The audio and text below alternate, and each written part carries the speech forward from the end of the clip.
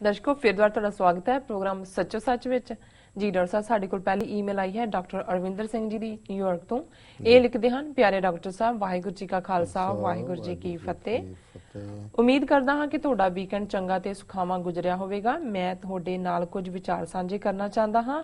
ਜਿਵੇਂ ਹੁਣ ਭਾਰਤ ਦੇ ਨਕਸ਼ੇ ਤੋਂ ਬਾਹਰਲੇ ਸਿੱਖਾਂ ਦੀ ਗਿਣਤੀ ਵੱਧ ਰਹੀ ਹੈ ਤੇ ਇਸ ਨੂੰ ਦੇਖਦੇ ਹੋਏ ਅੱਜ ਲੋੜ ਹੈ ਨੌਜਵਾਨ ਪੀੜ੍ਹੀ ਨੂੰ ਜਾਗਰੂਕ ਕਰਨ ਦੀ, ਉਹਨਾਂ ਨੂੰ ਮੋਢੀ ਬਣਨ ਲਈ ਪ੍ਰੇਰਨ ਦੀ, ਤਾਂ ਜੋ ਜਿੱਥੇ ਉਹ ਰਹਿੰਦੇ ਹਨ ਉੱਥੇ ਸਥਾਨਕ ਭਾਈਚਾਰੇ 'ਚ ਉਹ ਖੁੱਲ੍ਹ ਕੇ ਵਿਚਰ ਸਕਣ। ਯੂਕੇ ਤੋਂ ਬਾਅਦ ਇਟਲੀ 'ਚ ਸਭ ਨਾਲੋਂ ਵੱਧ ਸਿੱਖ ਵਸੋਂ ਹੈ। ਇਟਲੀ 'ਚ ਸਿੱਖ ਭਾਈਚਾਰੇ ਦੀ ਹੋਂਦ ਦਰਸਾਉਣ ਲਈ ਕਈ ਗੁਰਦੁਆਰਾ ਕਮੇਟੀਆਂ ਇਕੱਠੀਆਂ ਕਰਕੇ ਇੱਕ ਕਮੇਟੀ ਬਣਾਈ ਗਈ ਹੈ। ਇਟਲੀ ਯੂਰਪੀਅਨ ਸੰਘ ਦਾ ਇੱਕ ਅਹਿਮ ਮੈਂਬਰ ਹੈ ਤੇ ਵੈਟੀਕਨ ਵੀ ਰੋਮ 'ਚ ਹੀ ਸਥਿਤ ਹੈ।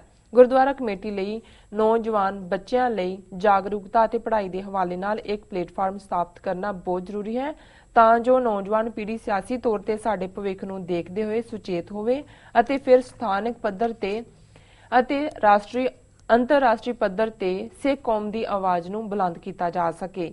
ਇਹ ਬੇਨਤੀ ਭਾਰਤ ਦੇ ਨਕਸ਼ੇ ਤੋਂ ਬਾਹਰ ਬੈਠੇ ਸਿੱਖਾਂ ਨੂੰ ਕੀਤੀ ਜਾਂਦੀ ਹੈ। ਖਾਸ ਕਰਕੇ ਸਿੱਖੀ ਪਹਿਚਾਣ ਦੇ ਮਸਲੇ ਆਸਟ੍ਰੇਲੀਆ, ਫਰਾਂਸ ਅਤੇ ਨਿਊਜ਼ੀਲੈਂਡ ਤੋਂ ਉੱਠ ਰਹੇ ਹਨ। ਉੱਥੇ ਵਸਦੇ ਸਿੱਖਾਂ ਨੂੰ ਜਿਹੜਾ ਵੀ ਮਾਡਲ ਠੀਕ ਲੱਗਦਾ ਹੈ ਉਹ ਉਸ ਨੂੰ ਸਥਾਪਿਤ ਕਰਨ। ਦੁਨੀਆ ਭਰ 'ਚ ਬੈਠੇ ਸਿੱਖ ਭਰਾਵਾਂ ਅਤੇ ਭੈਣਾਂ ਲਈ ਜਾਗਰੂਕਤਾ ਇੱਕ ਹਥਿਆਰ ਹੈ ਜੋ ਸਾਨੂੰ ਆਜ਼ਾਦੀ ਵੱਲ ਲਿਜਾਏਗਾ। ਮੈਂ ਸਭ ਨੂੰ ਇਕੱਠੇ ਹੋਣ, ਜਾਗਰੂਕ ਹੋਣ ਅਤੇ ਜਥੇਬੰਦਕ ਹੋਣ ਦੀ ਅਪੀਲ ਕਰਦਾ ਹਾਂ। ਜੀ ਡਾਕਟਰ ਸਾਹਿਬ। ਡਾਕਟਰ ਅਰਵਿੰਦਰ ਸਿੰਘ ਜੀ ਦਾ ਬਹੁਤ-ਬਹੁਤ ਸ਼ੁਕਰੀਆ। ਉਹਨਾਂ ਨੇ ਸਾਨੂੰ ਲਿਖਿਆ ਜੀ, ਇਹ ਸਾਡੇ ਹਿਤੈਸ਼ੀ ਨੇ, TV 84 ਦੇ ਐਡਮਾਇਰਰ ਨੇ ਔਰ ਸਿੱਖ ਕੰਸਲਟੇਟਿਵ ਫੋਰਮ, ਅਮਰੀਕਨ ਸਿੱਖ ਕੰਸਲਟੇਟਿਵ ਫੋਰਮ ਦੇ ਥੱਲੇ ਜਿਹੜਾ ਇਹ ਕੋਰਸਪੋਂਡੈਂਸ ਵੀ ਕਰਦੇ ਨੇ ਜਿੱਥੇ ਜਿੱਥੇ ਵੀ ਸਿੱਖ ਇਸ਼ੂ ਹੁੰਦੇ ਨੇ ਜੀ। ਔਰ ਉਹਨਾਂ ਨੇ ਬਿਲਕੁਲ ਠੀਕ ਇਸ ਸਾਰੇ ਨੂੰ ਸਮਝਿਆ ਕਿ ਜਿਹੜਾ ਬਾਹਰਲੇ ਸਿੱਖ ਜਿਨ੍ਹਾਂ ਦੀ ਅਸੀਂ ਅਕਸਰ ਡਾਇਸਪੋਰਾ ਸਿੱਖ ਟਰਮ ਇਸਤੇਮਾਲ ਕਰਦੇ ਹਾਂ ਜੀ, ਉਹਨਾਂ ਦੀ ਗਿਣਤੀ ਵੱਧ ਰਹੀ ਹੈ। ਔਰ ਜਦੋਂ ਇਟਲੀ ਦੇ ਹਵਾਲੇ ਨਾਲ ਮੈਂ ਦੇਖਦਾ ਤੇ ਇੱਕ ਖਿਆਲ ਮੈਨੂੰ ਜ਼ਰੂਰ ਆਉਂਦਾ ਹੈ, ਹੁਣ ਵੈਟੀਕਨ ਜਿਹੜਾ ਹੈੱਡਕੁਆਰਟਰ ਹੈ ਰੋਮਨ ਕੈਥੋਲਿਕਸ ਦਾ, ਪੋਪ ਉਹਦਾ ਹੈੱਡਕੁਆਰਟਰ ਇਟਲੀ 'ਚ ਹੀ ਹੈ। ਕਦੇ ਇਹਨਾਂ ਨੇ ਪੰਜਾਬ ਦਾ ਆ ਕੇ ਮਹਾਰਾਜਾ ਜਿਹੜਾ ਦਲੀਪ ਸਿੰਘ ਈਸਾਈ ਬਣਾਇਆ ਸੀ, ਉਹਨਾਂ ਨੇ ਸੋਚਿਆ ਸੀ ਕਿ ਰਾਜਾ ਬਣਾ ਲਿਆ, ਬਾਕੀ ਹੌਲੀ ਹੌਲੀ ਬਣਾਵਾਂਗੇ ਜੀ। ਔਰ ਇਹਨਾਂ ਦਾ ਇੱਕ ਆਪਣਾ ਪ੍ਰੋਸੈਲਿਟਾਈਜੇਸ਼ਨ ਦਾ ਏਜੰਡਾ ਸੀ।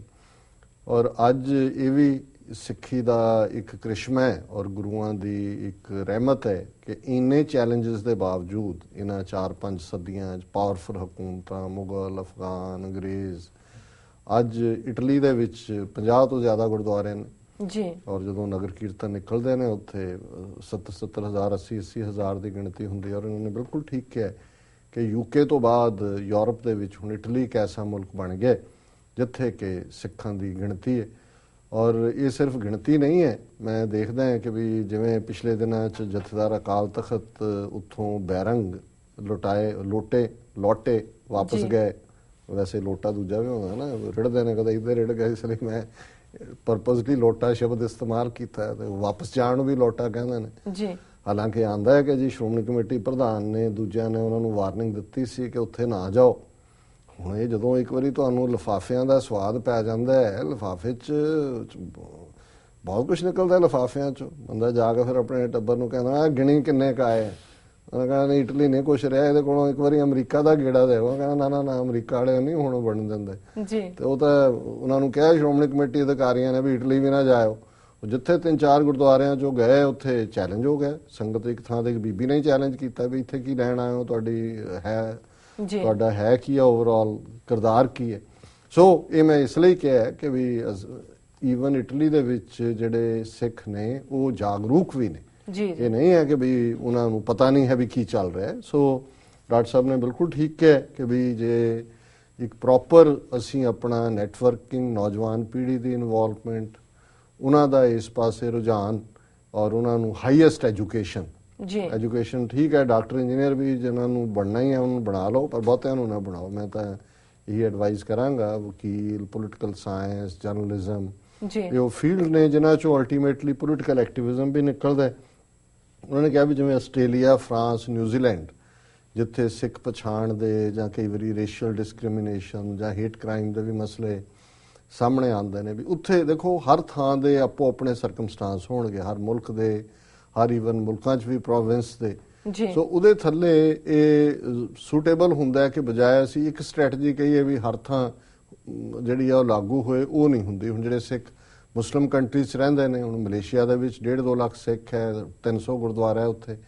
ਸੋ ਲੇਕਿਨ ਇਹਦੇ ਬਾਵਜੂਦ ਉਹਨਾਂ ਨੇ ਆਪਣੀ ਥਾਂ ਬਣਾਈ ਹੋਈ ਹੈ, ਹਾਇਰ ਆਫੀਸ਼ੀਅਲਸ ਵੀ ਨੇ ਔਰ ਦੂਸਰਾ ਵੀ ਹੈ, ਔਰ ਇਸੇ ਤਰ੍ਹਾਂ ਬਾਕੀ ਥਾਵਾਂ ਤੇ। ਸੋ ਅਸੀਂ ਸਮਝਦੇ ਹਾਂ ਕਿ ਵੀ ਬੇਸਿਕਲੀ ਗੱਲ ਜਥੇਬੰਦਕ ਹੋਣ ਦੀ ਹੈ, ਆਪਣੀ ਤਾਕਤ ਨੂੰ ਇੱਕ ਸਾਂਚੇ 'ਚ ਢਾਲਣ ਦੀ ਹੈ, ਉਹਦੇ 'ਚੋਂ ਜਾਗਰੂਕਤਾ ਨਿਕਲਦੀ ਹੈ, ਤੇ ਅਲਟੀਮੇਟਲੀ ਜਿਹੜਾ ਜਾਗਰੂਕ ਹੈ ਇਨਸਾਨ ਜੀ, ਉਹਨੂੰ ਕੋਈ ਗੁਲਾਮ ਨਹੀਂ ਬਣਾ ਸਕਦਾ, ਉਹਨੂੰ ਕੋਈ ਐਕਸਪਲੋਇਟ ਨਹੀਂ ਕਰ ਸਕਦਾ। ਗੁਰੂ ਨਾਨਕ ਸਾਹਿਬ ਨੇ ਵੀ ਜਦੋਂ ਉਸ ਪੀਰੀਅਡ ਦੇ ਵਿੱਚ ਲੋਕਾਂ ਦਾ ਹਾਲ ਬਿਆਨ ਕੀਤਾ ਤੇ ਫਿਰ ਇਹੀ ਸੀ ਕਿ ਅੰਧੀ ਰਈਅਤ ਗਿਆਨ ਵਿਹੂਣੀ ਭਾਏ ਭਰੇ ਮੁਰਦਾਰ, ਕਿ ਇਹ ਜਿਹੜਾ ਅੰਨਾਪਨ ਹੈ ਰਈਅਤ ਦਾ, ਲੋਕਾਂ ਦਾ, ਉਹ ਅਧਿਆਤਮ ਦੀ ਦੁਨੀਆ ਹੋਏ ਵੀ ਸੱਚ ਕਿਨਾਰੇ ਰਹਿ ਗਿਆ, ਖੈ ਮਰਦੇ ਬਾਹਮਣ ਮੌਲਾਣੇ, ਸਿਰੋਂ ਨਾ ਮਿੱਟੇ ਆਵਣ ਜਾਣੇ, ਉਹ ਆਪਣੇ ਹੱਕਾਂ ਦੇ ਹਵਾਲੇ ਨਾਲ ਹੋਏ।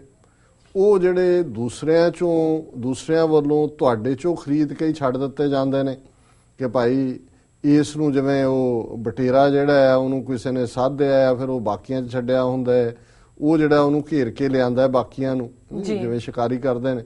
ਸੋ ਅਸੀਂ ਸਮਝਦੇ ਹਾਂ ਕਿ ਇਹਦੇ 'ਚ ਕੋਈ ਸ਼ੱਕ ਨਹੀਂ ਹੈ ਕਿ ਇਹ ਜਿਹੜਾ ਸਾਡਾ ਸਿੱਖ ਡਾਇਸਪੋਰਾ ਹੈ, ਵੱਧਦੀ ਗਿਣਤੀ ਹੈ, ਇਹ ਸਾਡੇ ਲਈ ਇੱਕ ਬੂਨ ਹੈ, ਇਹ ਸਾਡੇ ਲਈ ਇੱਕ ਫੇਵਰ ਹੈ ਔਰ ਅਕਾਲ ਪੁਰਖ ਦੀ। ਭਾਵੇਂ ਲੱਗਦਾ ਹੁੰਦਾ ਕਈ ਵਾਰ ਕਿ ਜੀ ਆਪਣੀ ਧਰਤੀ ਖਾਲੀ ਹੋ ਰਹੀ ਹੈ, ਪਰ ਮੈਨੂੰ ਹਮੇਸ਼ਾ, ਮੈਂ ਪਿਛਲੇ 30 ਸਾਲ ਤੋਂ ਜੇ ਕੋਈ ਮਾਡਲ ਦੁਹਰਾਉਂਦਾ ਹੈ ਖਾਲਿਸਤਾਨ ਦੀ ਕਾਇਮੀ ਲਈ ਤਾਂ ਇਜ਼ਰਾਈਲ ਮਾਡਲ ਹੈ ਜੀ, ਕਿ ਭਾਈ ਡਾਇਸਪੋਰਾ ਯਹੂਦੀਆਂ ਨੇ ਬਣਾਇਆ।